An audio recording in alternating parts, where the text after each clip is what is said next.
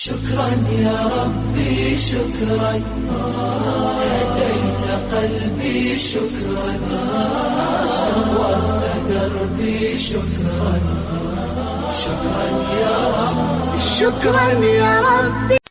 السلام عليكم ورحمة الله وبركاته. أعوذ بالله من الشيطان الرجيم. بسم الله الرحمن الرحيم.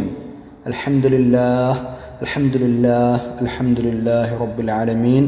اللهم صل على سيدنا محمد وعلى آل سيدنا مولانا محمد. رب اشرح لي صدري ويسر لي أمري واحلل عقدة من لساني أفقه قولي. أعوذ بكلمات الله التامة من كل شيطان وهامة ومن كل عين لامة ولا حول ولا قوة إلا بالله العلي العظيم. ബഹുമാന്യരായ സഹോദര സഹോദരിമാരെ, നമ്മൾ പഠിച്ചുകൊണ്ടിരിക്കുന്നത് സൂറത്തുൽ ഖിയാമ ആണ്. 7 ആയത്തുകളാണ് നമ്മൾ പഠിച്ചത്. ഇൻഷാ അല്ലാഹ് ഇനി 8 മുതൽ നമുക്ക് പഠിക്കാം. ഞാൻ 7 മുതൽ ഒന്ന് പാരായണം ചെയ്യാം, തുടർച്ച ലഭിക്കാൻ വേണ്ടി. ബിസ്മില്ലാഹിർ റഹ്മാനിർ റഹീം. ഫഇദാ ബരിഖൽ ബസർ വഖസഫൽ ഖമർ വജുമിഅ അശ്-ശംസു വൽ ഖമർ യഖൂലുൽ ഇൻസാനു യൗമഇദിൻ ഐനൽ മഫർ. സദഖല്ലാഹുൽ അലിയ്യുൽ അളീം. നമ്മൾ ഇരുന്ന് ചിന്തിക്കേണ്ട ആയത്തുകളാണ് ഇതൊക്കെ. 7ാമത്തെ ആയത്താണ് കഴിഞ്ഞ ക്ലാസ്സിൽ പറഞ്ഞത്. കണ്ണുകൾ അഞ്ചിപ്പോവുകയും അന്താളിച്ച് പോവുകയും ചെയ്താൽ പരിഭ്രമിക്കുന്ന അവസ്ഥയിൽ മനുഷ്യനുണ്ടാകുന്ന ആ പേടിയും അന്താളിപ്പും, അങ്ങനെ കണ്ണ് കാണാതിരിക്കുക എന്നൊക്കെ പറയുന്ന ഒരവസ്ഥയിലേക്ക് എത്തുന്ന ആ രൂപമൊക്കെയാണ് കഴിഞ്ഞ ക്ലാസ് നമ്മൾ വിശദീകരിച്ചത്. ഇനി 8ാമത്തെ ആയത്തിൽ അല്ലാഹു തആല പറയുന്നത് എന്താ? ഖിയാമത്ത് നാൾ സംഭവിക്കുമ്പോൾ സംഭവിക്കുന്ന കാര്യങ്ങൾ. അതായത് ഖിയാമത്ത് എന്നാണ് എന്ന് ചോദിക്കരുത്, അത് സംഭവിക്കുമ്പോൾ എങ്ങനെയൊക്കെ ആയിരിക്കും എന്ന് അല്ലാഹു തആല വിവരിച്ചു തരികയാണ്. വഖസഫൽ ഖമർ, 8ാമത്തെ ആയത്ത്. വഖസഫൽ ഖമർ, ചന്ദ്രന്റെ പ്രകാശം കെട്ടുപോവുകയും ചെയ്താൽ, ഖസഫ പ്രകാശമില്ലാതെയാവുകയും ചെയ്താൽ, അൽ ഖമറു ചന്ദ്രന്റെ, വഖസഫൽ ഖമറു ചന്ദ്രന്റെ പ്രകാശം കെട്ടുപോവുകയും ചെയ്താൽ. ഖസഫ എന്ന് പറഞ്ഞാൽ നമുക്കറിയാലോ അല്ലേ, നമ്മൾ ചന്ദ്രഗ്രഹണ നമസ്കാരമുണ്ട്, സൂര്യഗ്രഹണ നമസ്കാരമുണ്ട്. അതിൽ ചന്ദ്രഗ്രഹണ നമസ്കാരത്തിന് എന്താ പറയുക? ഖുസൂഫ് എന്നാണ് പറയാം. ഈ ഗ്രഹണം സംഭവിക്കുമ്പോൾ എന്താ ശരിക്കും സംഭവിക്കുന്നത്? അതിൻ്റെ പ്രകാശം മങ്ങൽ ചെയ്യണത് അല്ലേ? ഒരു തരം ഇരുട്ട് പരക്കും ഭൂമിയിൽ, ഒരു പ്രത്യേക തരം മങ്ങൽ. അത് തന്നെയാണ് ഇവിടെ അർത്ഥം. ഖസഫ യഖ്സിഫു ഖസ്ഫൻ വ ഖുസൂഫൻ എന്നൊക്കെ പറഞ്ഞാൽ ചന്ദ്രൻ്റെ പ്രകാശം മങ്ങിപ്പോകുന്നതിനാണ്, അല്ലെങ്കിൽ കെട്ടുപോകുന്നതിനാണ് പറയാം. അതാണ് ഖുസൂഫ് എന്ന് പറഞ്ഞാൽ ചന്ദ്രഗ്രഹണം. ഖുസൂഫ് എന്ന് പറഞ്ഞാൽ ചന്ദ്രഗ്രഹണം, ഖാ ഇട്ട് പറയുമ്പോൾ. കുസൂഫ് എന്ന് പറഞ്ഞാൽ കാഫ് ഇട്ട് പറയുകയാണെങ്കിൽ അത് സൂര്യഗ്രഹണമാണ്. കാഫ് സാധാരണ കാഫ് ഇട്ട് പറയുകയാണെങ്കിൽ കുസൂഫ് എന്നാണെങ്കിൽ സൂര്യഗ്രഹണവും, ഖുസൂഫ് ഖ ഇട്ട് പറയുകയാണെങ്കിൽ അത് ചന്ദ്രഗ്രഹണവുമാണ്. അത് തന്നെയാണ് ഇവിടെയും അർത്ഥം. വഖസഫൽ ഖമറു, ചന്ദ്രന്റെ പ്രകാശം കെട്ടുപോവുകയും ചെയ്താൽ. ഇവിടെ പ്രകാശം പറ്റേ കെട്ടുപോകും എന്നാണ്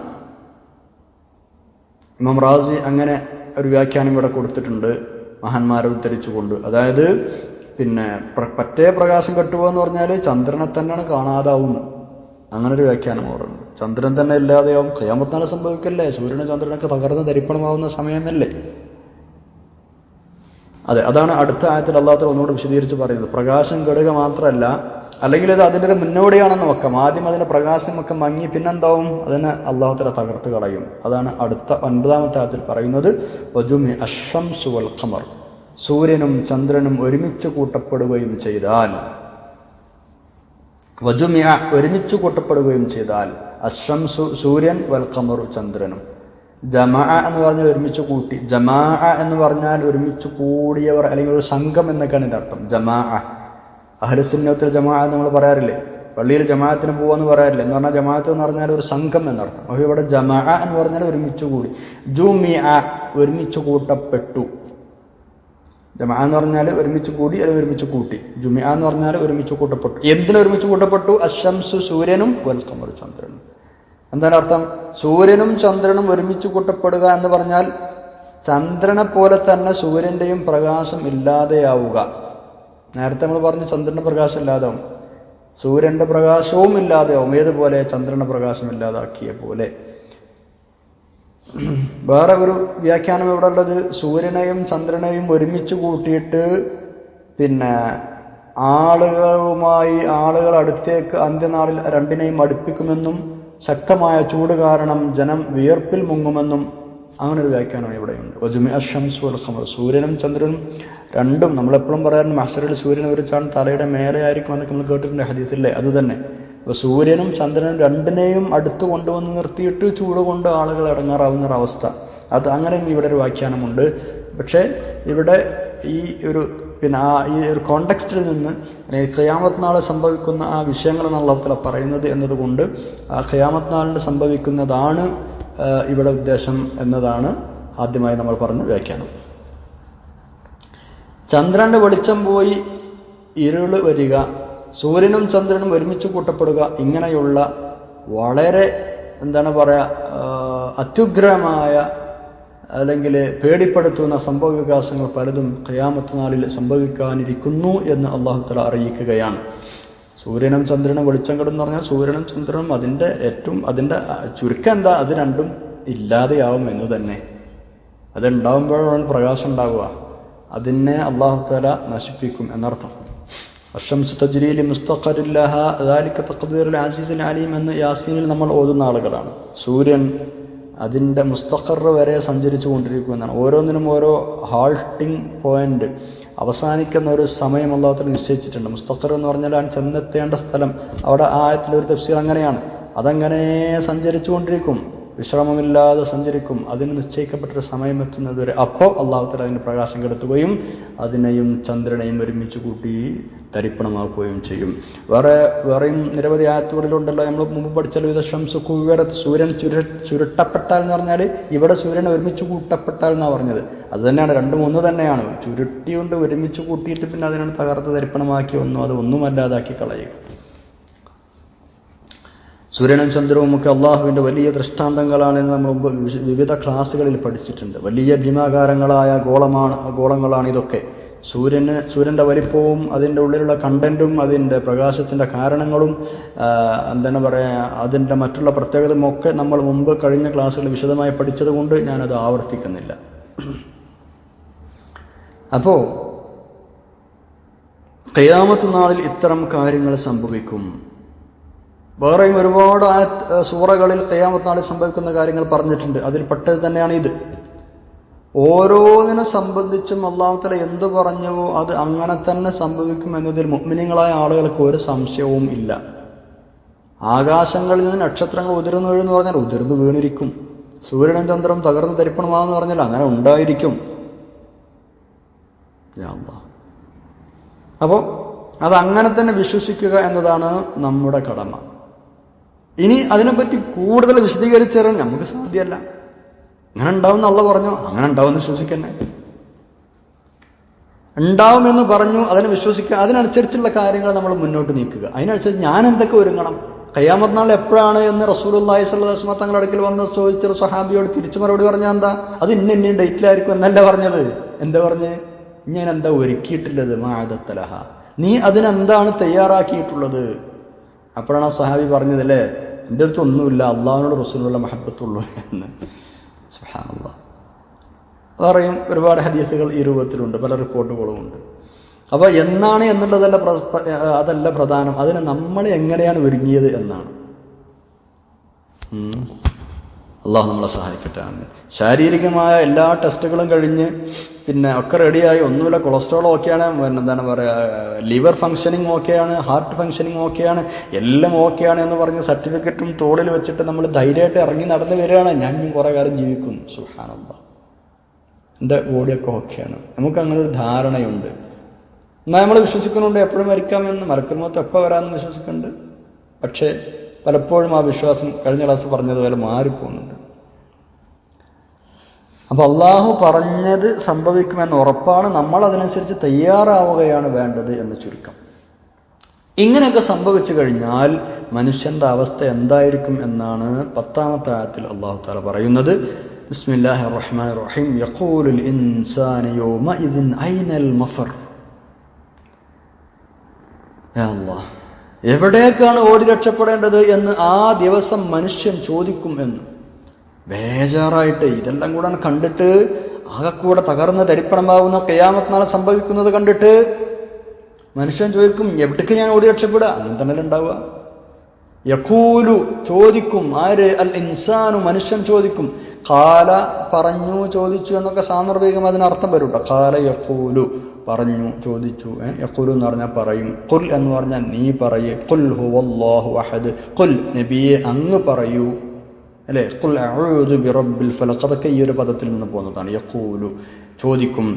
അൽ ഇൻസാനു മനുഷ്യൻ ചോദിക്കും, അല്ലെങ്കിൽ മനുഷ്യൻ പറയും. യൗമഇദിൻ ആ ദിവസം. ഏത് ദിവസം? ഈ പറയപ്പെട്ട ഭീകരമായ രംഗങ്ങൾ നടക്കുന്ന ആ ദിവസം, ഖിയാമത്ത് നാൾ സംഭവിക്കുന്ന ആ ദിവസം. എന്താ മനുഷ്യൻ ചോദിക്കുന്നത്? ഐന എവിടേക്കാണ്? അൽ മഫറു ഓടി രക്ഷപ്പെടുക. ഓടി രക്ഷപ്പെട്ട് അഭയം ലഭിക്കാനുള്ളൊരു സ്ഥാനം എവിടെയാണ് എന്ന് പറഞ്ഞാൽ എവിടേക്കാണ് ഓടിച്ചില്ല, എവിടേക്കാണ് വണ്ടിപ്പോയാന്ന്, എവിടേക്കാണ് ഞാൻ ഓടി രക്ഷപ്പെടേണ്ടത്? നമ്മൾ അങ്ങനെ തന്നെയാണ്, നമ്മുടെ സ്വഭാവമാണ് അല്ലാഹു തആല പറയുന്നത്. എന്തെങ്കിലും ഒരു ബേജാറുണ്ടായാലും, ഭൂമി വിൽക്കുണ്ടായാലും, അല്ലെങ്കിൽ അവിടെ ഒരു പ്രശ്നം ഉണ്ടായാലും, ബോംബ് പൊട്ടിയാലും മറ്റേതുണ്ടായാലും നമ്മളെന്താ ചെയ്യുക? ഒറ്റ എങ്ങോട്ടാ ഓടാൻ നോക്കിയിട്ടാണ് പായ നമ്മൾ. പിന്നെ നമ്മൾ മലയാളത്തിലൊക്കെ പറയും പോയ ഭാഗത്ത് പുല്ല് മുളക്കൂല, അല്ലേ? അപ്പൊ എവിടേക്കാണ് ഓടി രക്ഷപ്പെടേണ്ടത്? ഐനൽ മഫറു. ഫറ എന്ന് പറഞ്ഞാൽ ഓടി എന്നാണ്. ഫറ യഫിറു. ഫഫിറു ഇലല്ലാഹ് എന്നൊരായത്തുണ്ട് പരിശുദ്ധ ഖുർആനിൽ. ഫഫിറു ഇലല്ലാഹ്, നിങ്ങൾ അള്ളാഹുവിലേക്ക് ഓടി അടുത്തുകൊള്ളൂ, അള്ളാഹുവിലേക്ക് ഓടി രക്ഷപ്പെട്ടുകൊള്ളൂ. വേറെ ഓടി രക്ഷപ്പെടാൻ നിൽക്കില്ല. നമ്മളിപ്പോൾ അള്ളാഹിനെ പേടിയാണെന്നൊക്കെ ഇങ്ങനെ പറയുന്നുണ്ട്. എനിക്ക് ഭയങ്കര പേടിയാണ് അള്ളാഹിനെ, ഞാൻ അള്ളാഹിനെ സൂക്ഷിച്ച് ജീവിക്കുന്ന ആളാണ്, അങ്ങനൊക്കെ പറഞ്ഞാൽ നമുക്ക് ചെല്ലാതെ എടുക്കാനാണ്, അള്ളാഹിൻ്റെ അടുത്തേക്ക് തന്നെയാണ്. വേറെ എടുക്കാനും ചെല്ലാൻ പറ്റുമോ? സുബ്ഹാനല്ലാഹ്. സാധാരണഗതിയിൽ നമ്മുടെ ജീവിതത്തിൽ നമുക്ക് ഒരാളെ, നമ്മളിവിടെ ജീവിക്കണം, നമ്മളിപ്പോൾ ഈ ഒരു ലോകത്ത് നമ്മൾ ഒരാളെ നമുക്ക് പേടിയാണെങ്കിൽ അയാളത്തേക്ക് നമ്മൾ പോകാതിരിക്കുക ചെയ്യുക. പരമാവധി അയാളത്തേക്ക് പോകാതെ രക്ഷപ്പെടാൻ നോക്കും. പക്ഷെ അള്ളാഹിനെ നമുക്ക് പേടിയാണ്, പക്ഷെ അള്ളാഹിൻ്റെ അടുത്തേക്ക് തന്നെ നമുക്ക് ചെല്ലാൻ പറ്റുള്ളൂ, വേറെ ആരത്തേക്കും ചെല്ലാനില്ല. അപ്പം അതുകൊണ്ട് അള്ളാഹുവിൽ നല്ല പ്രതീക്ഷ വെക്കുക. റബ്ബ് എന്നെ സ്വീകരിക്കും എന്ന് നല്ല പ്രതീക്ഷ വെക്കുക. അപ്പം അള്ളാഹു തആല സ്വീകരിച്ചോളും ഇൻഷാ അല്ലാഹ്. അള്ളാഹു എന്നെ ഞങ്ങൾ നിന്റെ ഫദ്ൽ കൊണ്ട് സ്വീകരിക്കണം റബ്ബേ, ആമീൻ. ഫഫിറു ഇലല്ലാഹ്, അള്ളാഹുലേക്ക് നിങ്ങൾ ഓടിയെടുത്തുകൊള്ളൂ. അള്ളാഹിൻ്റെ അടുത്തേക്ക് നമ്മൾ നടന്ന് എന്നാൽ പടച്ചോൻ അങ്ങോട്ട് ഓടി വരുമെന്ന് വേറെ ഹദീസിലുണ്ടല്ലോ, നമ്മൾ വിഷയം മുമ്പൊക്കെ പറഞ്ഞിട്ടുണ്ട്. നമ്മളങ്ങോട്ട് ചെല്ലേണ്ട ആവശ്യമുള്ളൂ എന്നർത്ഥം. ഒരു ചാണ അങ്ങോട്ട് എടുത്താൽ ഒരു മുഴം ഇങ്ങോട്ട് എടുക്കുമെന്ന ഹദീസിൻ്റെ അവസാനം പറഞ്ഞിട്ടുണ്ട്. എൻ്റെ അടുത്തേക്ക് നടന്നു വന്നാൽ ഞാൻ അവൻ്റെ അടുത്തേക്ക് ഓടി ചെല്ലുമെന്ന്. അപ്പോൾ ഇനി നമ്മൾ ആലോചിച്ചു എവിടെയാണ് പ്രശ്നം എന്ന്. നമ്മൾ നടക്കാത്തതല്ലേ പ്രശ്നം? നമ്മൾ അങ്ങോട്ട് അടുക്കാത്തതല്ലേ പ്രശ്നം? അല്ലേ? അല്ലെങ്കിൽ നമ്മൾ അടുക്കുന്നുണ്ട് എന്ന് വെറുതെ ഇങ്ങനെ പറഞ്ഞു നടന്നിട്ട് ഒഴിവ് കിട്ടുമ്പോൾ, അല്ലെങ്കിൽ ഒറ്റയ്ക്ക് ഇരിക്കുമ്പോൾ, അല്ലെങ്കിൽ അവസരം കിട്ടുമ്പോൾ റബ്ബിനെ ധിക്കരിക്കുന്ന ആളുകൾ, അവിടെയല്ലേ പ്രശ്നം? സുബ്ഹാനല്ലാഹ്. ഞാൻ എന്നോട് പറയുന്നത് കേട്ടോ, ഞാനാണ് മഹാമോശക്കാരനാണ്. അല്ലാഹു നീ ഞങ്ങളെ നന്നാക്കി തരണം റബ്ബേ, നിന്റെ മഹദ് ഫദ്ൽ കൊണ്ട് ഞങ്ങളെ സ്വീകരിക്കണം തമ്പുരാനെ, ആമീൻ യാ റബ്ബ്. ഐനൽ മഫർ, ഞങ്ങൾക്ക് നിന്റെ അടുത്തേക്കല്ലാതെ വേറെ എവിടേക്കും വരാനില്ല റബ്ബേ. ഞങ്ങളെവിടെയൊക്കെ ഓടി രക്ഷപ്പെടുക? ഖിയാമത്ത് നാൾ സംഭവിച്ചാലും ഞങ്ങൾക്ക് മരണം വരുന്ന സമയത്തും തിരിച്ചു വരാനുള്ള നിന്റെ അടുത്തേക്ക് തന്നെയാണ്, വേറെ എവിടെ ഞങ്ങൾക്ക് പോകാനില്ല റബ്ബേ, നീ ഞങ്ങളെ സ്വീകരിക്കണം തമ്പുരാനെ. അപ്പോൾ യഖൂലുൽ ഇൻസാനു യൗമഇദിൻ ഐനൽ മഫർ, ഖിയാമത്ത് നാൾ എപ്പോൾ സംഭവിക്കും, അത് എന്നതിനേക്കാൾ പ്രധാനം അത് എങ്ങനെ സംഭവിക്കും എന്നതാണ് നിങ്ങൾ ചിന്തിക്കേണ്ടത്. അതാണ് ഈ ആയത്തുകളിൽ അല്ലാഹു തആല പറയുന്നത്. അത് സംഭവിക്കുമ്പോൾ ലോകത്തിന്റെ ഘടന തന്നെ മാറും. മനുഷ്യൻ അന്താളിച്ച് ഭയവിഹ്വലനായിത്തീരും. മിന്നലേറ്റവണ്ണം അവന്റെ കണ്ണുകൾ അഞ്ചിപ്പോകും. ഫൈദാ ബരിഖൽ ബസർ എന്ന് നമ്മൾ പറഞ്ഞല്ലോ. ബർക്ക് എന്ന് പറഞ്ഞാൽ മിന്നലിന് പറയും. ബർക്ക്, മിന്നൽ, ലൈറ്റ്നിങ്, ഇടിമിന്നലില്ലേ, അതിന് ബർക്ക് എന്ന് പറയാറുണ്ട്. അപ്പോൾ ഇടിമിന്നൽ കണ്ണ് തട്ടി എന്താ സംഭവിക്കുക? കണ്ണ് കൊണ്ടാൽ കണ്ണ് അഞ്ചിപ്പോവില്ലേ, പിന്നെ കണ്ണ് കാണാതാവില്ലേ, വലിയ വെളിച്ചം കണ്ണിലേക്ക് തട്ടിയാൽ എന്നതുപോലെ മിന്നലേറ്റതുപോലെ അവന്റെ കണ്ണുകൾ അഞ്ചിപ്പോകും. ചന്ദ്രന്റെ വെളിച്ചം നഷ്ടപ്പെട്ട് അത് ഇരുൾമയമായി തീരും. സൂര്യനും ചന്ദ്രനും ഒരേ സ്ഥാനത്ത് ഒരുമിച്ച് കൂട്ടപ്പെടും. അങ്ങനെയുള്ള ഒരു ഘോര സമയം വന്നു കഴിഞ്ഞാൽ മനുഷ്യൻ സഹികെട്ട് രക്ഷാമാർഗത്തിന് മുറവിളി കൂട്ടും. അതാണ് അവൻ ചോദിക്കും, ഇനി എവിടൊക്കെ ഞാൻ ഓടി രക്ഷപ്പെടുക? ഐനൽ മഫറു, എവിടെ നിന്നാണ് രക്ഷ കിട്ടുക എന്ന് മനുഷ്യൻ ചോദിക്കും. അള്ളാഹുവിനെ സമീപിക്കാനുള്ള ലജ്ജ കൊണ്ട് അള്ളാഹുവിൽ നിന്ന് വേറെ എങ്ങോട്ട് ഓടി രക്ഷപ്പെടും എന്നാണ് മനുഷ്യൻ ചോദിക്കുക. അങ്ങനെയാണ് ഒരു വ്യാഖ്യാനം. അങ്ങനെ ഉണ്ടാവുമല്ലോ. ഏതായാലും ഈ ഒരു അവസ്ഥയിലെത്തി, പടച്ചോനെ എൻ്റെ റബ്ബിനെ ഞാൻ ഇനി എങ്ങനെ കാണുക, എങ്ങനെയാണ് അങ്ങോട്ട് പോവുക, അതുകൊണ്ട് വേറെ എവിടെയെങ്കിലും രക്ഷപ്പെടാനുള്ള സ്ഥാനമുണ്ടോ എന്ന് മനുഷ്യൻ ചോദിക്കും. ഒന്നങ്ങനെയാണ്. അതല്ലെങ്കിൽ നരകം കാണുന്ന സമയത്ത് നരകത്തിൽ നിന്ന് ഓടി രക്ഷപ്പെടാൻ എന്തെങ്കിലും വകുപ്പുണ്ടോ എന്ന് മനുഷ്യൻ ചോദിക്കും. അതൊക്കെ ഇവിടെ വ്യാഖ്യാനമുണ്ട്. അതൊക്കെ സന്ദർഭങ്ങൾക്കനുസരിച്ച് വ്യാഖ്യാനിക്കാവുന്നതും ആണ്. വേറൊരു വ്യാഖ്യാനം, ഈ എല്ലാവരും ഇത് പറയുമെന്നാണ്. അയ്നൽ മഫ്റു എന്നത് ജഹന്നം കാണുന്ന ആളുകളും അള്ളാഹുവിനെ കാണുന്ന മണിയുള്ള ആളുകളും മുഅ്മിനീങ്ങളും അല്ലാത്തവരും എല്ലാവരും ഇത് പറയും എന്നാണ്. സുബ്ഹാനല്ലാഹ്, എല്ലാവർക്കും ആ സമയം ബേജാറുള്ള സമയം തന്നെയല്ലേ. എന്ന് പറഞ്ഞാൽ അന്ത്യനാളിനോടനുബന്ധിച്ചുള്ള പ്രകൃതിയിൽ സംഭവിക്കുന്ന ബേജാറാക്കുന്ന ചില കാര്യങ്ങൾ അല്ലെങ്കിൽ വ്യത്യാസങ്ങൾ, സംഭവങ്ങൾ, അത് കാണുമ്പോഴാണ് ഇത്തരം വാക്കുകൾ അയ്യനുൽ മഫ്റൂർ പോലെയുള്ളത് എല്ലാവരും പറയുന്നത്. അള്ളാഹു നമ്മളെ കാക്കട്ടെ. ആമീൻ. ഇൻഷാ അല്ലാഹ് 11-ാമത്തെ അടുത്ത ക്ലാസ് പഠിക്കാം. സുബ്ഹാനക്കല്ലാഹുമ്മ ബിഹംദിക അശ്ഹദു അല്ലാ ഇലാഹ ഇല്ലാ അൻത അസ്തഗ്ഫിറുക വഅതൂബു ഇലൈക്. അസ്സലാമു അലൈക്കും വറഹ്മത്തുള്ളാഹി വബറകാതുഹു.